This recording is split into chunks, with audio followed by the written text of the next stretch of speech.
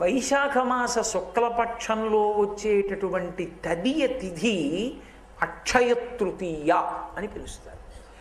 అక్షయము అన్న మాటకు అర్థం ఏమిటో తెలుసా?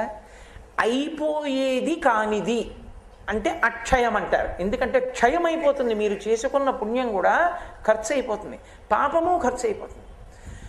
క్షీణే పుణ్యే మర్త్యలోకం విశంతి. ఒక ఆయనకి చాలా పుణ్యం ఉందనుకోండి, దేవతగా తీసుకెళ్ళి కూర్చోబెడతారు. ఆయన చాలా కాలం దేవతగా ఉంటే ఏమవుతుంది? యవ్వనంలో ఉండి భోగాలను అనుభవిస్తాడు కాబట్టి పోతుంది ఆ పుణ్యం అంతా. పోతే ఏమవుతాడు? పైనుంచి కింద పడిపోతాడు మళ్ళీ. కాబట్టి పుణ్యము ఖర్చు అయిపోతుంది, పాపము ఖర్చు అయిపోతుంది. దుఃఖాన్ని అనుభవించేస్తే పాపం పోతుంది. కానీ అసలు మీరు ఎంత ఖర్చు పెట్టుకున్నా కూడా ఖర్చు కానంత పుణ్యం ఎప్పుడు?